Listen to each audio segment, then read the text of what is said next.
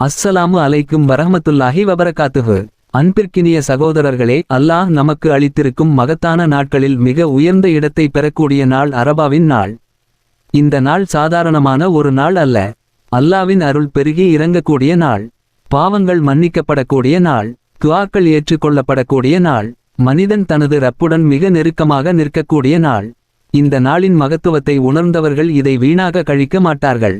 இந்த நாளில் ஒரு நிமிடத்தையும் அலட்சியப்படுத்த மாட்டார்கள். ஏனென்றால் இந்த நாள் நரகத்திலிருந்து விடுதலை பெறக்கூடிய மகத்தான வாய்ப்பாக நமக்கு தரப்பட்டிருக்கிறது. அன்னை ஆயிஷா ரலியல்லாஹு அன்ஹா அவர்கள் அறிவிக்கிறார்கள், நபிகள் நாயகம் ஸல்லல்லாஹு அலைஹி வஸல்லம் அவர்கள் கூறினார்கள், அரபா நாளை விட அதிகமான மனிதர்களை அல்லாஹ் நரகத்திலிருந்து விடுதலை செய்யும் நாள் வேறு இல்லை. இந்த நாளில்தான் அல்லாஹ் எண்ணற்ற அடியார்களை மன்னித்து அவர்களை விடுதலை செய்கிறான். சுப்ஹானல்லாஹ்.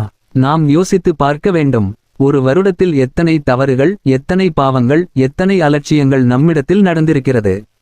ஆனாலும் அந்த எல்லா குறைகளையும் மறந்து என் அடியார்களை மன்னிக்க வேண்டும் என்று அல்லாஹ் விரும்புகிற நாள் இது. இந்த நாளில் அல்லாஹ் தனது அடியார்களைப் பற்றி மலக்குகளிடத்தில் பெருமையாக பேசுகிறான் என்று ஹதீஸ்களில் வருகிறது.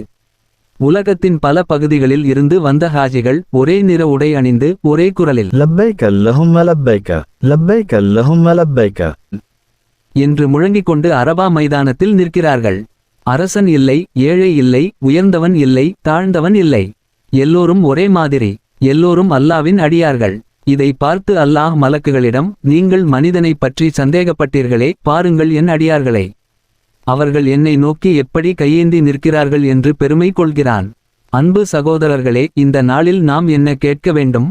நம்முடைய தேவைகள் இருக்கலாம், வாழ்க்கை சிரமங்கள் இருக்கலாம், கடன் பிரச்சனைகள் இருக்கலாம், மனவேதனைகள் இருக்கலாம், குடும்ப சோதனைகள் இருக்கலாம், உடல்நலக் குறைகள் இருக்கலாம். எல்லாவற்றையும் அல்லாஹ்விடத்தில் கேளுங்கள். ஏனென்றால் துஆ செய்ய சிறந்த நாள் அரபா நாள் என்று நபிகள் நாயகம் ஸல்லல்லாஹு அலைஹி வஸல்லம் அவர்கள் சொல்லித் தந்திருக்கிறார்கள். இந்த நாளில் கேட்கப்படும் துஆவுக்கு மிகப்பெரிய மகிமை இருக்கிறது. ஆனால் நபிகள் நாயகம் ஸல்லல்லாஹு அலைஹி வஸல்லம் அவர்கள் ஒரு விஷயத்தை நமக்கு கற்றுத்தந்தார்கள்.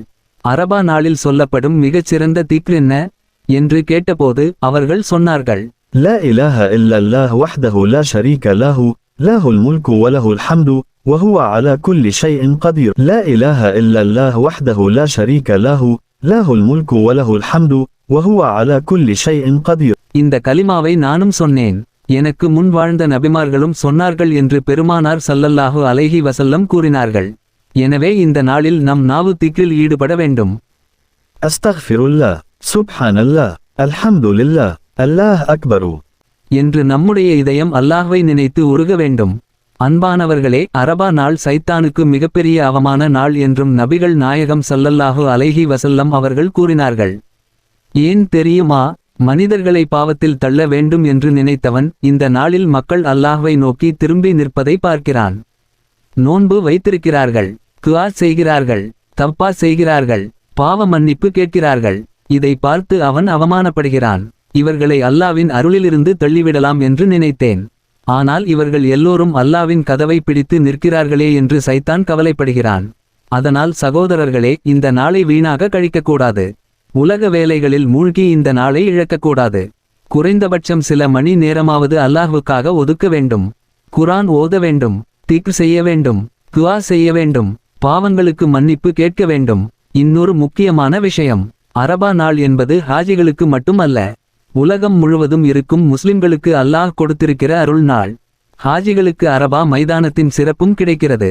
ஆனால் நமக்கு இந்த நாளின் சிறப்பு கிடைக்கிறது. நாம் இருக்கும் இடத்திலிருந்தே அல்லாஹ்வை நினைத்து இந்த நாளை மதிக்க வேண்டும். அன்பு சகோதரர்களே, அரபா நாளில் நபிகள் நாயகம் ஸல்லல்லாஹு அலைஹி வஸல்லம் அவர்கள் ஆற்றிய இறுதி பேருரை உலக வரலாற்றில் மிகப்பெரிய மனித உரிமை அறிவிப்பாகும். அந்த உரையில் அவர்கள் சொன்னார்கள், உங்களுடைய உயிர், உங்களுடைய செல்வம், உங்களுடைய மரியாதை, இவை அனைத்தும் புனிதமானவை. மனிதனின் கண்ணியத்தை காக்க வேண்டும் என்று இஸ்லாம் கற்றுத்தந்தது. அவர்கள் இன்னொரு விஷயத்தை மிகவும் அழுத்தமாக கூறினார்கள். அனைவரும் ஆதமின் பிள்ளைகள். ஆதம் மண்ணிலிருந்து படைக்கப்பட்டவர். அதாவது நிறம் வைத்து வேறுபாடு பார்க்கக்கூடாது, மொழி வைத்து பாகுபாடு காட்டக்கூடாது, குடும்பம் வைத்து உயர்வு தாழ்வு பேசக்கூடாது, இனம் வைத்து மனிதனை அவமதிக்கக்கூடாது. அன்பானவர்களே, இன்று சமூகத்தில் என்ன நடக்கிறது? பணம் இருந்தால் மதிப்பு, பெரிய குடும்பம் என்றால் மதிப்பு, குறிப்பிட்ட ஊர் என்றால் மதிப்பு, மற்றவர்களை தாழ்வாக பார்க்கும் மனநிலை. இது இஸ்லாம் கற்றுத்தந்த பாதை அல்ல. இஸ்லாம் எல்லாரையும் சமமாக்க வந்த மார்க்கம். பிலால் ரலியல்லாஹு அன்ஹு கருப்பின அடிமை குடும்பத்தில் இருந்து வந்தவர். ஆனால் அவரை இஸ்லாம் உயர்த்தியது. நபிகள் நாயகம் ஸல்லல்லாஹு அலைஹி வஸல்லம் அவர்களுக்கு மிக நெருக்கமானவராக மாற்றியது. அவருடைய குரலை உலகம் கேட்க வேண்டும் என்று முஅத்தின் பதவியை கொடுத்தது. ஒரு நாள் அபூதர் ரலியல்லாஹு அன்ஹு அவர்கள் பிலால் ரலியல்லாஹு அன்ஹுவை நிறத்தை வைத்து குறை கூறியபோது நபிகள் நாயகம் ஸல்லல்லாஹு அலைஹி வஸல்லம் அவர்கள் கடுமையாக கண்டித்தார்கள். உன்னிடம் இன்னும் அறியாமை காலத்தின் குணம் இருக்கிறது என்று சொன்னார்கள். இது எவ்வளவு பெரிய பாடம் தெரியுமா? நிறத்தை வைத்து, சமூக நிலையை வைத்து, தொழிலை வைத்து, குடும்பத்தை வைத்து ஒருவரை இழிவாக பார்க்கும் பழக்கம் இஸ்லாத்தில் இடமில்லை. இன்று கூட நம்முடைய சமுதாயத்தில் சிலர், இவர் வெளியூர்காரர், இவர் அந்த சமூகத்தை சேர்ந்தவர், இவர் அந்த குடும்பத்தை சேர்ந்தவர் என்று பிரித்து பார்க்கிறார்கள். இது நபிகள் நாயகம் ஸல்லல்லாஹு அலைஹி வஸல்லம் அவர்கள் கற்றுத்தந்த இஸ்லாம் அல்ல. ஒருவரை தனிமைப்படுத்துவது, அந்நியப்படுத்துவது, அவமதிப்பது, இவை அனைத்தும் இஸ்லாம் எதிர்த்த விஷயங்கள். அன்பான சகோதரர்களே, அரபா நாள் நமக்கு சொல்லிக் கொடுக்கும் மிகப்பெரிய பாடம் என்ன தெரியுமா? அல்லாவின் முன் எல்லோரும் சமம். தக்வா மட்டுமே உயர்வு. இதை நம்முடைய வாழ்க்கையில் கொண்டு வர வேண்டும். பள்ளிவாசலில் மட்டும் சமத்துவம் பேசிவிட்டு வாழ்க்கையில் பாகுபாடு காட்டக்கூடாது.